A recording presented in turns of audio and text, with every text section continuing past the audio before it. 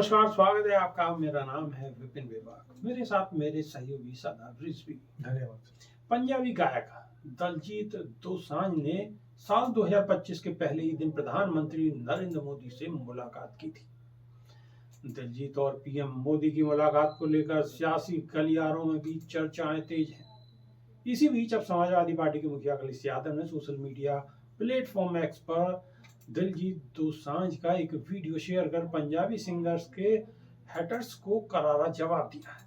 सपा मुखिया अखिलेश यादव ने एक्स पर लिखा है कि नए जमाने और नई पीढ़ी की अपनी एक अलग धड़कन होती है क्योंकि उनमें आशा और प्रगति की भावना होती है। सकारात्मक लोग उनकी ऊर्जा और उत्साह से सच में प्रेरणा लेते हैं। कुछ लोग दिखावे के लिए ही सही इनका साथ देते दिखते हैं, लेकिन जो लोग घोर रूढ़िवादी होते हैं या किसी एहसास से कम तरीके शिकार होते हैं, वे युवा पीढ़ी की प्रचलित संस्कृति और आधुनिकता के घोर विरोधी होते हैं। ऐसे लोगों की सोच उनके वचन और विनाशात्मक गतिविधियों में दिखाई देती है।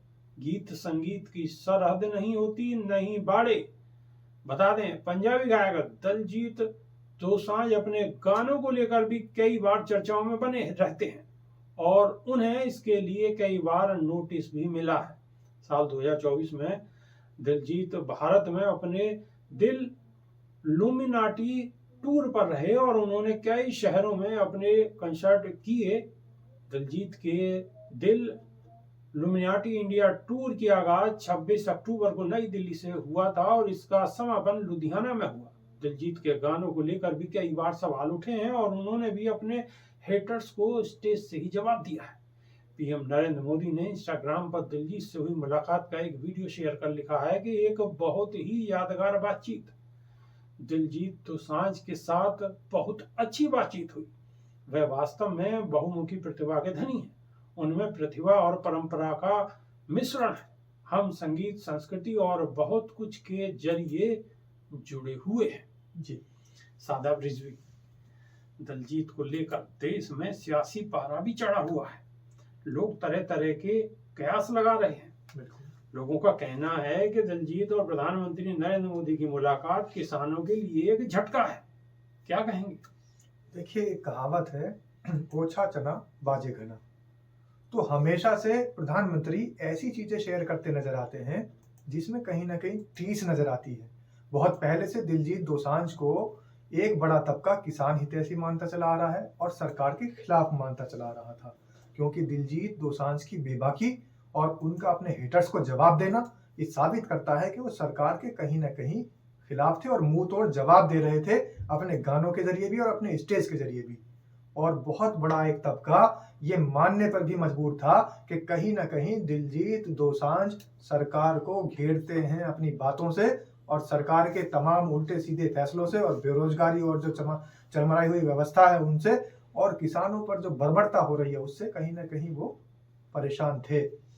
अब दलजीत दोसांझ अगर प्रधानमंत्री से मिल लेते हैं तो इसमें सियासी सरगर्मियां तेज हो रही हैं और सबसे बड़ी अहम बात कि खुद प्रधानमंत्री का उस वीडियो को इंस्टाग्राम पर शेयर कर देना। बहुत सारे लोगों को ये बात हजम हो रही है कि भाई प्रधानमंत्री से दलजीत दोसांझ मिले तो इसलिए प्रधानमंत्री ने शेयर कर दी, लेकिन क्या कभी प्रधानमंत्री ने मणिपुर की हिंसा में जो पीड़िताएं थी उनकी वीडियो शेयर की? बेबाक जी, क्या जो हाथरस की बेटी के साथ अन्याय हुआ क्या कभी प्रधानमंत्री ने उसकी वीडियो शेयर की? और इस देश के अंदर जब किसानों को बहुत बुरी तरह मारा गया और 100 से ज्यादा किसान जो थे वो शहीद हो गए, 700 से ज्यादा किसान शहीद हुए। 700 से ज्यादा किसान वहां पर शहीद हुए। अब जो ये किसान शहीद हुए हैं, ये सैकड़ों किसान जो शहीद हुए, क्या इनकी वीडियो कभी प्रधानमंत्री ने शेयर की? अब जो डीएपी के लिए जगह जगह पूरे देश के अंदर त्राहिमाम मचा हुआ है और किसान लाइनों में लगा खड़ा है और शाम को वापस ऐसे ही लौट जाता है। शादाब रिजवी में बीच में थोड़ा सा मैं रोकना चाहूंगा। शादाब रिजवी में रोकना चाहूंगा। अभी भी किसान आंदोलनरत हैं और डल्लेवाल साहब पिछले 30 दिन से लगातार भूख हड़ताल पे हैं। उन्हीं का मैं जिक्र कर रहा हूं कि एक किसान नेता डल्लेवाल जिनकी स्थिति बहुत ज्यादा नाजुक बताई जा रही है, डॉक्टर्स की टीम वहां चेकअप के लिए गई तो उन्होंने भी बता दिया अगर इनका आंदोलन ना तुड़वाया गया, इनका आमरण नहीं तुड़वाया गया, तो शायद कुछ गलत हो सकता है। तो क्या कभी प्रधानमंत्री ने उनसे मिलकर उनकी वीडियो शेयर करने की कोशिश की? तो ये सिर्फ और सिर्फ प्रधानमंत्री जी की ओछी मानसिकता का प्रमाण है कि प्रधानमंत्री वही वीडियो शेयर करते हैं और वही ट्वीट करते हैं जहां उनको टीस होती है।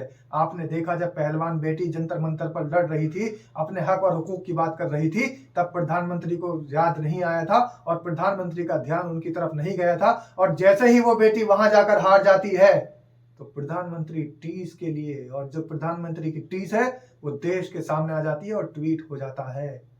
तो ये ओछी मानसिकता, इसीलिए मैंने एक कहावत की थी, ओछा चना बाजे घना। इनका कोई इलाज ओछा नहीं। चना बाजे घना। प्रधानमंत्री के जब ट्वीट होता है तो उसके पीछे कहीं ना कहीं कोई रहस्य होता है। उसका रहस्य कोई इसलिए बता रहा हूं मकसद बेबाक होता है। जी, जिस समय डीवाई चंद्रचूड़ इस देश के अंदर आवाज उठा रहे थे, तब डीवाई चंद्रचूड़ के साथ कोई वीडियो नहीं आई। लेकिन जब एक बड़ा तबका डीवाई चंद्रचूड़ को ये समझने लगा कि ये देश हित की बात कर रहे हैं और ये सरकार के खिलाफ बोल रहे हैं, तो प्रधानमंत्री ने उनके घर पे जाके उनके साथ में पूजा करते हुए फिर फोटो शेयर की।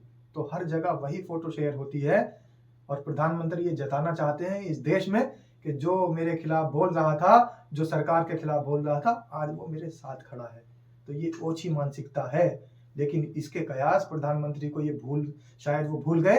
और प्रधानमंत्री को ये भी याद दिला दूं कि इसके कयास लगाने आपके गलत हैं। दिलजीत दोसांझ के साथ खाली एक दिलजीत दोसांझ नहीं, एक बहुत बड़ा देश का तबका है जो कि आपकी गतिविधियों पर, जो कि आपकी कार्यशैली पर, जो कि आपकी योजनाओं पर आपत्ति जताता आ रहा है। आपत्ति जताता आ रहा है। उनकी भी कभी सुध ले लीजिए प्रधानमंत्री जी। बाकी देश और दुनिया और जनता सब कुछ जानती है। बताने के लिए बहुत ज्यादा कुछ है नहीं, क्योंकि सब कुछ किताब के पीछे छुपा है। अभी के लिए सिर्फ इतना। बहुत बहुत शुक्रिया। नमस्कार। धन्यवाद।